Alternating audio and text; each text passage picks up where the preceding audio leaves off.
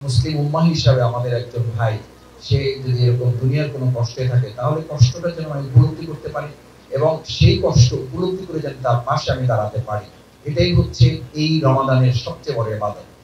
আসসালামু আলাইকুম ওয়া রাহমাতুল্লাহি ওয়া বারাকাতুহু। আমরা প্রথমেই আল্লাহ শুকরিয়া আদায় করি যে পবিত্র মাহে রমাদান আমরা বিগত বছর অনেকে পালন করেছে, এই বছর তারা বেঁচে নেই অথবা অনেকে বেঁচে থাকলেও তারা সুস্থ নেই। আল্লাহ তাআলা আমাদেরকে সুস্থ রেখেছেন। আবার পবিত্র মাহে রমজানের 30টি ইফতার, 30টি সাহারি, 30টি তারাবি আমাদেরকে রাখার মতো তৌফিক আল্লাহ তাআলা এখন পর্যন্ত রেখেছেন। আমরা দোয়া করি আল্লাহুম্মা বাল্লিগ ফি রমাদান, আমরা যেন রমাদানের মধ্যে প্রবেশ করতে পারি সেই তৌফিক আল্লাহর কাছে প্রথমে কামনা করছি।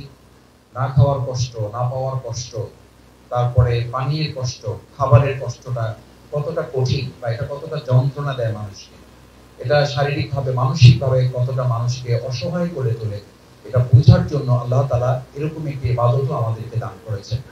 সম্মানিত ভাই এবং বোনেরা, সেজন্য এই ইবাদতের মূল লক্ষ্যই হচ্ছে আমি যেন উপলব্ধি করি আমার যে ভাইটা, আমার যে বোনটা, আমার যে প্রিয় মানুষটা বা আমার মুসলিম উম্মাহ হিসাবে আমাদের একজন ভাই সে যদি এরকম দুনিয়ার কোনো কষ্টে থাকে তাহলে কষ্টটা যেন আমি উপলব্ধি করতে পারি এবং সেই কষ্ট উপলব্ধি করে যেন তার পাশে আমি দাঁড়াতে পারি।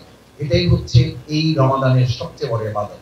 সেজন্য আমি আপনাদের কাছে আহ্বান জানাতে চাই, আসুন বাংলাদেশ জামাত ইসলামী অন্যান্য বছরও এই কর্মসূচি আমরা পালন করেছি। আলহামদুলিল্লাহ এবছর আমরা কিছুটা উন্মুক্ত পরিবেশে পালন করতে পেরেছি, সেটা একান্তই আল্লাহ তাআলার নিয়ামত এবং তার মেহেরবানি।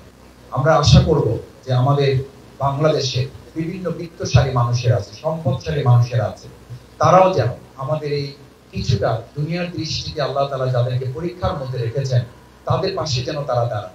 আমরা যেন শুধু রাজনীতির জন্য রাজনীতি না করি, আমরা যেন শুধু রাজনীতির নামে আমরা শুধুমাত্র আমাদের নিজেদের ভাগ্যের পরিবর্তনের জন্য কাজ না করি, শুধু আমরা ভালো থাকা এই চিন্তাটা থেকে যেন আমরা রাজনৈতিক সংস্কৃতিতে আমরা বেরিয়ে আসতে পারি এবং সেই জায়গায় যদি আমরা একটা পারি যে সবাই সবার জন্য ইন্নামাল মুমিনুনা ইখওয়া, আমরা পরস্পর পরস্পরের ভাই, যদি এটা মনে রাখি তাহলে তো আমরা আরেকজনের প্রতিহিংসা করতে পারি না, আরেকজনের বিশ্বস্তার করতে পারি না, আরেকজনের খারাপটা তোমার প্রকাশ্যে আলোচনা করতে পারি না।